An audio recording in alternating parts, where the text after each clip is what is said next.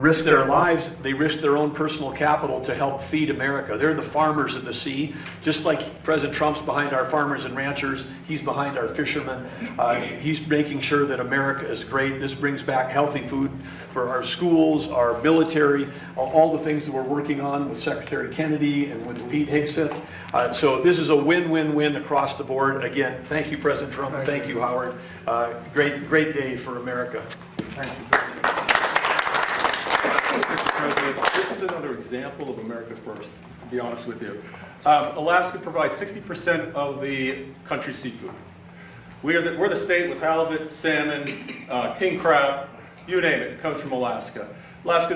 Fishing in Alaska is one of the oldest industries in that entire state, employs thousands of individuals. Everyone has had fish from Alaska, we know that. But this is an example, again, of putting America first, workers first, and really this country first. And so on behalf of Alaska, on behalf of all fishermen and women, I want to thank you for what you're doing for this country and for the state of Alaska as well. Governor, was this shutdown, I mean, it's just so hard to believe. So this was trauma for your industry, which is a big industry. Well, your deregulation is what really helps Alaska. It helps the fishermen. The country doesn't need more regulation. We need less regulation. And that includes for this industry as well. And so from that perspective, and it's across the board. We could talk about oil and gas and so forth, but this is about fish. But your deregulation approach is really what we need. We don't need more cost. And as you said, we probably don't need electric boats either. We need to focus on getting seafood to Americans, putting people to work, and this is exactly what this does. So I just want to thank you. Thanks, Governor. Absolutely. Thanks. Good job. Mr. I President. got to hear from a couple of fishermen. Mr. President, Please. I'm third generation. These two are some of our kids, full of four. Pacific Seafood immigrated, my grandfather immigrated into this country and started his first fish market in 1941. From there, we now are one of the largest family vertically integrated seafood companies in North America. It was an American dream. And I'm honored to have been Where are you from? Portland, Oregon, and now Arizona. Liberal. He's not a liberal. Trust me. It's probably more people than you think as Republicans, conservatives. If we could count the votes. Yeah, if That's you can another count the issue. votes properly. But But where we are is the act, the proclamation today, and the executive order last year and prior to this is really going to help us. We have 3,000 families that work with us, and 715 fishing families, lower 48 in Oregon, Washington, California, and Alaska, that depend on what we catch, what we process, and what we grow and sell is the healthiest protein on the planet. And you're giving us access to these family wage jobs in these coastal communities where we're usually the number one or number two employer in those cities and counties and coastal community areas. So I just wanted to say thank you on behalf of that 3,000 employees and 715 fishermen. Thank you, Mr. President. Secretaries, thank you, and everybody that supports this industry. so did you ever see this happening when they destroyed your whole life and your family and your business, everything else? Did you ever think that somebody would come along and save it? I'm going to just be really clear. There's never been a president to do this. Thank you. It's very nice.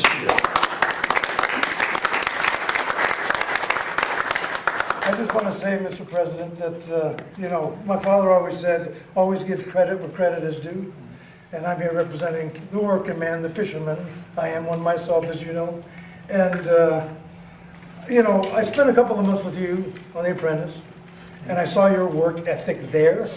And I got to tell you, I understand that I can't fathom how you can do all this and how you can get the time to do what you do and representing us and helping the fishermen the way you've done. It's mind-boggling to me, because I know you got your hands full, but putting us on that pedestal and backing up our industry the way you have, it's just phenomenal. And I gotta say, I've been fishing since I was 12 years old.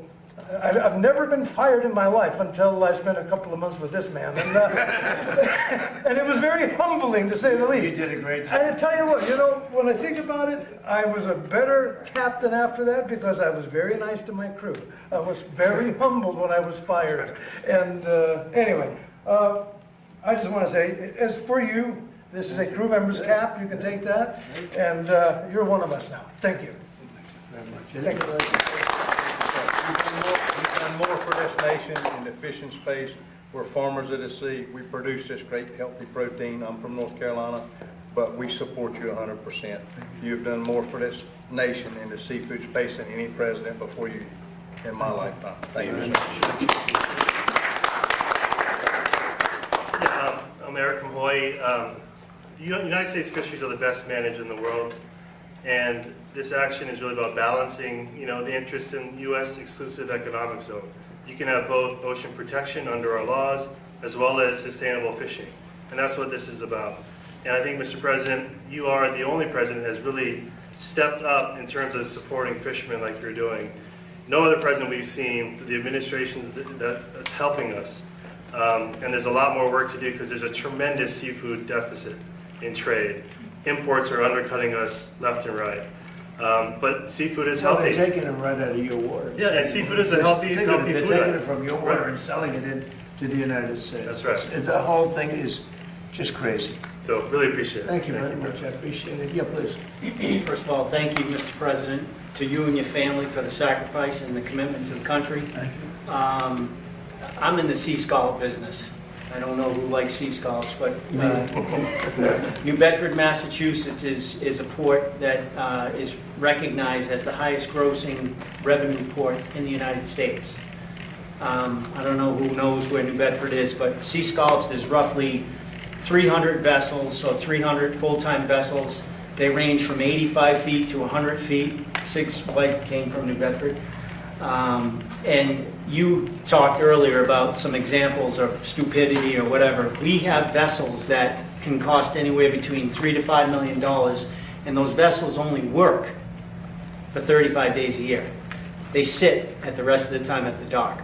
So we need certain things that could help us, and I know that this, because of your executive order, and it's a game changer. That order is a game changer for us. And one more example, there's an area that, like Frank mentioned on the Pacific side, but there's an area off Georges Bank that's 248 square miles.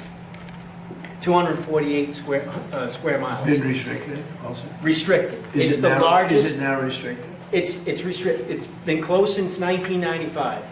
And here we are, 29 years later, we can't even get it. It's the best scallop ground So in the Peter, United take a States. look at it. Hey, sir, I spoke with the gentleman before, and we're gonna fix Take this. a look at it. We're But- gonna- It's all nonsense. But how, We can do this. you talked about stupidity. How crazy is that? We haven't been able to get in there for 30 years, and it's been environmentalists. Do other people get in? There's lobster guys in there, there's From some other codfish. countries? Yeah, and they cut it, well, mostly the United States, but it's the best scallop ground that we have in the United States. How do in that they get area. in if it's restricted? Well, they can get in, we can't. They won't allow scallop fishing in there. Oh, I see. So it's prohibited from us. Crazy. But just think of a boat that we have that sits, and we've asked, we're working, and I just explained it to Secretary Letnick about, we're right now pretty close to where we could easily take a permit and put another permit on it, but why should we let these boats sit at the dock for 330 days? Yeah, It's crazy, so we'll look at that. thank you so Thank you. much, and we appreciate it. Thank you. So I'm a federal advisor on the Sea Scallop Plan, Right. President Trump, and spent a lot of time helping advise the council how to manage that fishery. It's the best managed fishery in the world, bar none of any fishery we have. But it's ludicrous to allow those scallops. They live about 8 to 10 years, and we've already gone through 3 different cycles of those scallops maturing and dying that we're not harvesting. There's a way for us to do that, and your So you director think of marine it's a fisheries, positive as opposed to a negative? it needs to be And open. they die. They just die. They're dying, They just die. and they've gone Nobody- through They die of- generations. So a scallop will die of old age? It'll die of old age. But it needs to be. How do they taste that's right. when they're dead? and Not you- very good. Not very good. Not good? Not good. And you talked about the maha, I mean, it's one of the, Frank said his fish, the scallops are one of the best proteins. Yeah. There you go. Healthiest They are. protein on the planet. It's a wrestle. right. Oh, That's they can come to good. UFC. Okay. Anybody else? You guys okay? Another thing Thanks, too, Evan. the price of crab has tripled for us, so we're not getting that competition from other countries, which is from Explain that, go ahead. Russian product, for example. So tariffs. and, Not coming into the country. Our price just skyrocketed. And it sells, people buy it, it's all US. and You that's want what our we- product coming in from So us? in other words, at the dock, we received triple the amount of what we've seen in the past. So the demand is there, and people buy it. So, President yeah. Trump, we have a fisherwoman who'd like to. Yeah, sure. Hi, Mr. President. My husband Sterling here. How are you? I'm doing well. He's an Alaska Bering Sea crab fisherman, and I'm a farmer's daughter from Iowa. Good, good. And I just Good wanted to- combination. It is, harvesters, we're both harvesters. I just wanted to say thank you for your leadership and representing not only fishing families, but the farmers to help make American agriculture, and not only that, but Alaskan seafood It's the best very in the good. world. Thank you very much. Thank you so Great much. couple. Thank you. It's a good combination. I like that, right? Yes. Thank you. Mr. President, thank you, sir. This is a question that will directly impact the fishing industry. Fishermen cheered and support you in your fight to stop offshore wind turbines because experts say that they destroy the commercial fishing industry, not to mention they're a national security threat, as you've highlighted. Does your administration plan to continue to fight the judge's ruling that's allowing for the continuation of the turbines Always. right by Jamaica States, right where you live, off of the Yeah, Atlantic? I know. 154 of them are going to litter the sea. Will you put a stop to that, Mr. President, now that Kathy Hochul broke her deal about the And she pipeline? did break her deal. Doug, do you want to answer that question? Because I am for it. She broke her deal by stopping a pipeline. She wanted to stop a pipeline, which was so good for New England and so good for Connecticut. And she broke her deal. What do you want to do on that, Doug? Well, I want to say, first of all, absolutely positively, the construction of these wind towers have an effect on fisheries. We've had multiple roundtables between NOAA, which is part of Commerce, and Interior, which manages all of the offshore leasing. So plenty of evidence that destroys fishery. Number two is marine mammals, which Howard has in NOAA. It's affected, we've had more whales wash up on shore during the construction of these offshore things. So it's not great for marine life, not great for fisheries. We also have the report from Secretary Pete Hegseth, which conclusively, this is a national security threat. And we should understand, this was thrown out by the Democrats and said, no, it's not, it can't be a national security, they're just making it up. Other countries, including Sweden, have canceled offshore wind projects because of national security issues, and all you have to do is pay attention to the way the wars are being fought today. It's autonomous on autonomous, a lot of it low altitude. These wind towers that President Trump has worked to try to stop, the towers themselves can be 600 feet, the blades are 250 on top of that. You could launch an attack on the U.S. in the Northeast, in our most populous area, with a bunch of autonomous drones coming through a wind tower field, which cover thousands, if not tens of thousands of miles. That level of attack would be undetectable until it came through because of the radar interference. And then we know that there's autonomous undersea activity going on now. That's happening in the Gulf with advances in technology on all sides. The sonar, the vibration of running the wind towers affects the undersea sonar. So it's a huge national security threat, bad for marine mammals, bad for fish. President Trump is going to keep fighting for what's right for this Could country. you stop the blades right now? They're coming over from Asia right now. They're sending the blades to start installing them. So it's sort of Yeah, pending. well, and then on top of that, it's the most expensive electricity, it's weather dependent, it's intermittent, and it's foreign sourced, as you say. Terrible. So And they do affect fishing, and it's very bad, and everybody's against it. Yeah, please. Mr. President, on Iran, Go ahead. Mr. President, on Iran, how confident are you that there will be a signing this weekend? Because you have come close to sealing a deal, but at the last minute it has fallen apart. And It'll be soon. Maybe this weekend. has the Supreme Leader approved this deal, sir? I understand the answer is yes.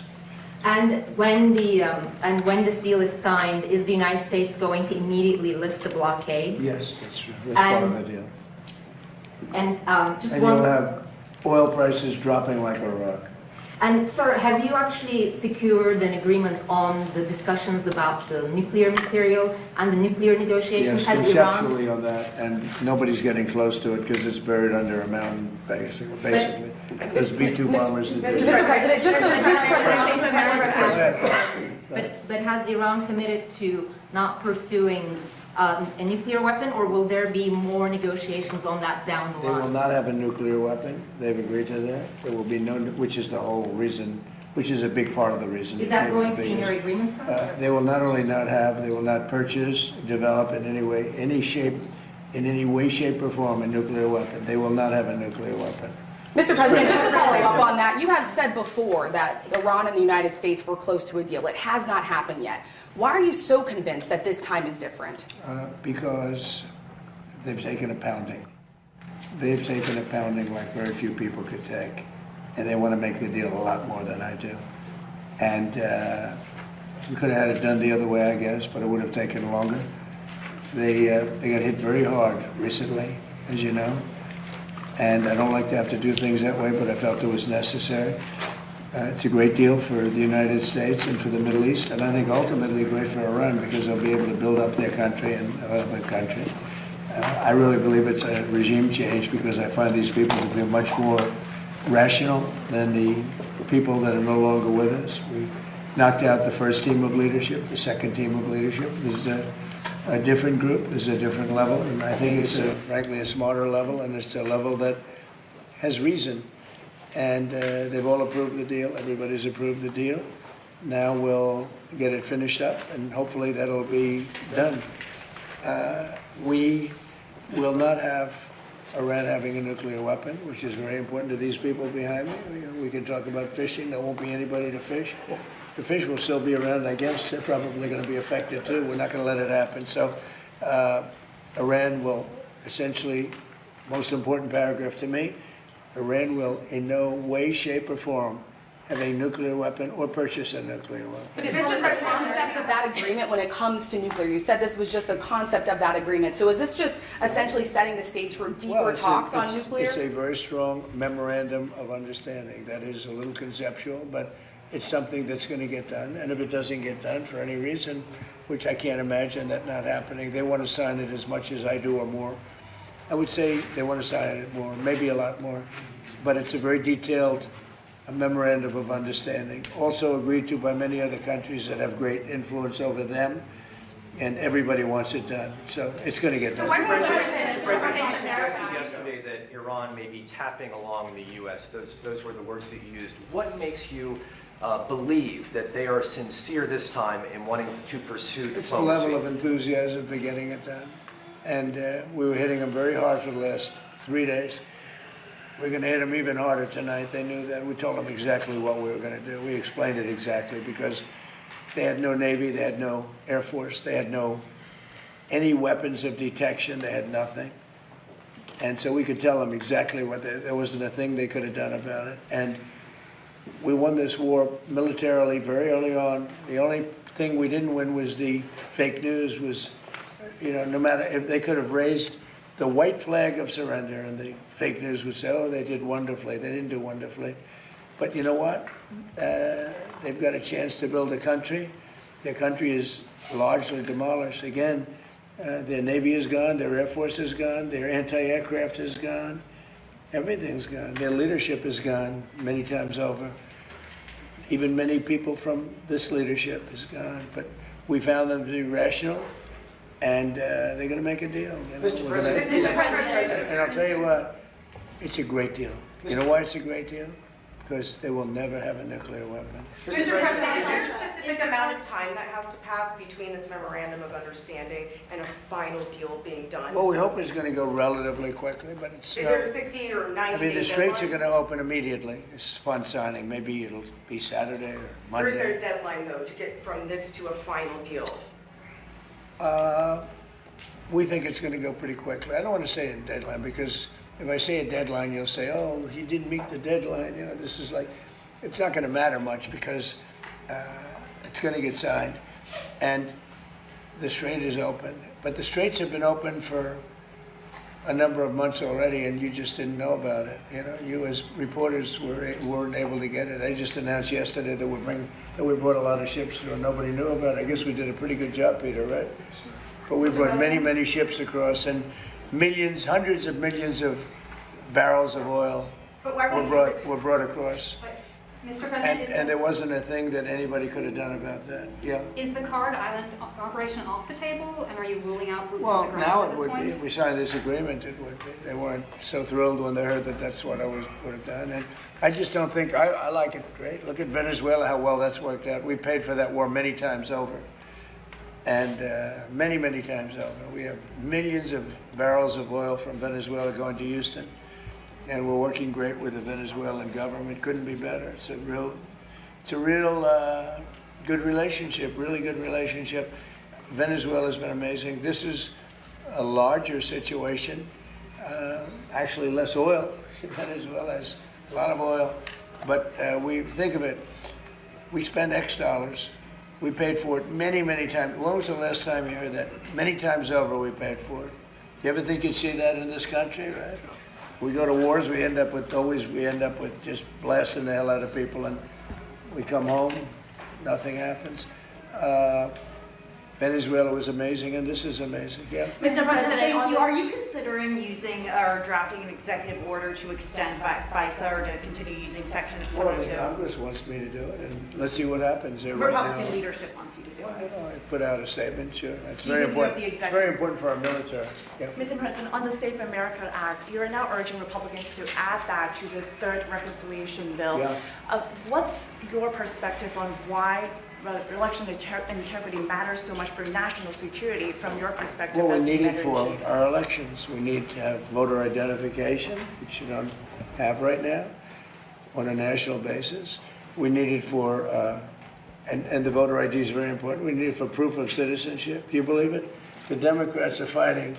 They don't want you to prove your citizenship when you vote. You know why they want that? Because they cheat. And we also want it with mail-in voting, where you have people that are sent 7, 8 ballots, 2 ballots, 4 ballots, and a lot of them sign those ballots, mail-in voting, and we want to be very judicious. If you're in the military and you're far away, or if you're handicapped, or if you're sick, or if you're on vacation, that you have but you're not going to, millions and millions, look at California, they send out millions of ballots, tens of millions, they have no idea what's going on. Those elections are so corrupt, so we have a mail-in ballot, then we have no men, and we had 2 more, no men in women's sports. We're talking about saving America, right? No men in women's sports, another one, very popular. I think it's 99-1. They say it's 80-20. I think it's 99-1. And we have no mutilization of your children for transgender purposes. So it's the transgender mutilization of your children. Does that sound good with you guys, generally speaking? You're not into transgender mutilization of Not your at all, child, right? not at all, sir. Where your child leaves your house and they take your child from you. In some cases, think of it, in 6 states, they take the child and do what they want to do. What they do is I don't even want to talk about it. We had that, no transgender mutilization of your children. On DNI, Mr. President, do you intend to have Bill Pulte continue to serve as the acting director of national intelligence? And do you think it's unreasonable that some Republicans have concerns that he has no intelligence experience, even if he's serving in this acting role? But he's intelligent, unlike a lot of other people. But do you think that's a fair, no intelligence? He's only there for a little while. He's running it for a short while while we get a very talented person, Jay Clayton, in, as you know. Jay Clayton's an incredible talent, head of Sullivan and Cromwell. He was head of the SEC. He was now Southern District. I mean, nobody has better credentials. Do you But want Clayton to shrink Bill will the run it for a short while. He's done a fantastic job at Fannie Mae, Freddie Mac. Created tremendous, it's probably worth $1 trillion now, trillion. He's done a great job. He's a smart guy. Today's another example of you bringing these everyday Americans into the White House and listening to them. Yeah. How important is it for you to listen to everyday Americans when Very it comes to important. policy making on a These daily people basis? built the country, not the complainers. The complainers didn't build the country. These people built the country, whether it's fishermen or farmers or anything else. Me, guys like me, they built the country. You know, I watch all these ingrates. They're always complaining. They didn't build anything. They couldn't build anything. Look at what's happened in Minnesota. Somalia. All these people came in from Somalia. They ripped off our system. You have the woman who married her brother. She came in and married her brother. Isn't that wonderful? And then she talks about the Constitution of the United States. She comes from Somalia. They don't have constitutions in Somalia. They don't have police. They don't have it. All they have is people that run around shooting each other. And then she comes and tells us how to run our country. I don't like it. These people don't like it. I can tell you. I think I can speak for you. Yeah. She comes in, Ilhan Omar. She comes in. She tells us how to run the United States of America. And she comes from a place without anything, probably among the worst countries in the world. And she says, the Constitution of the United States protects me. She shouldn't be protected. She honestly, she should be thrown out of the country. She's corrupt. And Most of the people that came in are corrupt, and the whole voting system is corrupt in Minnesota. I won Minnesota 3 times, easily. I won almost every county, but they didn't give it to me. It's a corrupt system, very corrupt state. The governor is terrible, the attorney general is terrible. They're all very corrupt people. Yeah. Sir, on your supplemental, do you think there's enough support from Republicans in I Congress to hope so. pass it? I mean, any Republican that voted against it would be. McConnell and Collins say they don't think Well, it's gonna McConnell's an angry man. He, got thrown out of his position. He's an angry guy. He should be very thankful to me, because if I didn't win, he wouldn't have gotten to appoint. I appointed the judges. He didn't. He gets credit for appointing judges. He didn't appoint anybody. I did. You know how I did? I won the election. And then I picked judges. And the judges ended up getting approved. And they said, oh, didn't he do a good job? He didn't do a good job. What the hell did he do? I won the election. He's an angry man who's very disloyal to John Thune. John Thune's a good man. He was a loyal worker for Mitch McConnell. He worked for Mitch McConnell. He worked very hard. He was very loyal to him. I disagreed with him a lot because Mitch McConnell gave so much money to Democrats. He gave them money. I had to go get the wall money from the military. I just took it out of the military because that guy wouldn't do anything. He gave it. No, Mitch McConnell's a bad guy, and I thought he was lousy at his job. Lousy at his job. But when they give him, the only thing they give him a lot of credit for judges, but I'm the one that got the judges. You know why? I won the election. If I didn't win the election, he wouldn't have had any judges. So, yeah. I mean, So what, Mr. President, say it again? when will you send the supplemental to? Do you have They an didn't idea send when? a supplemental, but you have him, you have Murkowski. I've done so much for Murkowski. You have the governor right here. Governor, have I done a lot for Alaska? Has there anybody done more for Alaska than me? You've been the best president for Alaska in our history, Mr. President. I've said that many times. And Murkowski's terrible, terrible to us, terrible to the country. Mr. President. And, I almost feel guilty. I do more, probably done more for Alaska than any other state. Not because of her, because it's the right thing to do. She's just an impediment. But she's there. She probably will be a negative vote. You have a couple of other. I think Rand Paul's come a long way. Let's see what happens. I think Rand Paul likes Save America, because Rand Paul's usually a negative vote. But I think he likes Save America, so that's good. I like Rand Paul, but, I hope he votes for us. Yeah. Thank you, Mr. President. The president of the Kentucky Farm Bureau testified before the Senate about a month ago, middle of May. At that point, he said that the pricing and availability of fertilizer was a crisis for farmers. And he said the war was not helping that. And he said we need the government to step in and provide economic health. Even if you do make a deal in the next couple of days, that was a month ago that farmers were saying they were in crisis. Do you think there needs to be federal aid specifically for farmers because of the war? No, it's fair. I gave the farmers $28 billion in my first term because they were taken advantage of by China. And I charged China for it. I put tariffs on, and China paid us hundreds of billions of dollars. And I took $28 billion out of the tariffs from China and other countries that treated our farmers very badly. I gave them $28 billion. And I'm looking at that, actually. The war is the primary impediment, which is now going to come down from Ukraine. A lot of it comes out of Ukraine and other things, but other places. But no, the farmers have a problem with fertilizer, but that's all coming down now. And your fuel is going to be, I think it's going to be lower than it was 4 or 5 months ago. 4 or 5 months ago, we were doing unbelievable. But remember this, if you look at Biden, his oil prices, without saving our country, saving the world, by going out and saying to Iran, you cannot have a nuclear weapon. If I ask these people about Iran having a nuclear weapon and they're going to have to go through some pain, I mean, I don't think, I hate to really do it because it's a little dangerous. Every one of these people are going to say you cannot let Iran have a nuclear weapon because they'd use it. You want to see turmoil? You want to see death and destruction? Let Iran have a nuclear weapon. So, but I am looking at doing a form of help because of fertilizer. But fertilizer is going to come way down as soon as this is over. And then a political question, if I can. Next week, there's a big runoff race in Georgia for U.S. Senate. You notably endorsed a candidate for governor there. You haven't endorsed for U.S. Senate between the two Republicans. Why not? I may do that, but, every time I endorse, they win. It's been a pretty amazing track record. I was 18-0 this last week. Do And you a lot of regret them are endorsing Randy insurgents. Feenstra, sir?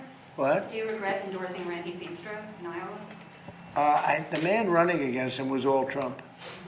And the only one out of hundreds of races, hundreds, I'm glad she brought it up, she's got to bring it up. There's a gentleman in Georgia that I endorsed who was much less Trump than the other man that won, as you know. And had I been given the proper information, which I don't think I was, I probably would have endorsed the other person, or not endorsed at all, but I would have endorsed the other person. The other person was much more Trump, as you know, than Randy. Mr. President, Mr. President, here in Washington, D.C., there's a Democratic primary for mayor. One of the two leading candidates, Janice Lewis George, is running a Zoran Mandami campaign. It's focused on socialist policies. How would you feel if she emerges victorious in next Tuesday's Well, I primary? wouldn't like it, and maybe we'd take back Washington, run it on the federal basis. We won't put up with it. We're not going to lose our businesses. By the way, Washington now is a safe, beautiful place. We had 22 fountains dug that are all working. Not one of them worked for years, for 25 years, 40 years, 58 years. The pool didn't work from it was 1928 it was built. It always leaked because it was done in stone. Now it's done properly. It's not going to leak at all. But this is a beautiful place now. People are coming. Restaurants are thriving. The restaurants are all closed. Nobody wanted. Now you can't get restaurant space. You can't get into it. We have a thriving community. We got rid of the crime. We're 92% down on crime. Think of it. And we're going to be close to 100% pretty soon. You always have some whack job someplace, but we're going to be close to 100%. So Washington is thriving. Memphis is, the people came in from Memphis, 74% reduction in crime. New Orleans, think of that, 78% reduction in crime. They had the safest Mardi Gras that they've ever had. You know why? Because we sent in people that take care of crime. Chicago should do it. New York should do it. Los Angeles should do it. We'll make it a safe place.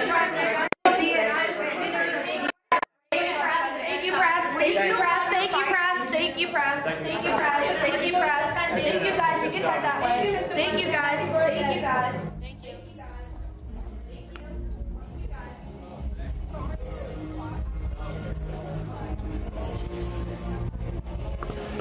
Ooh, it's hot in there.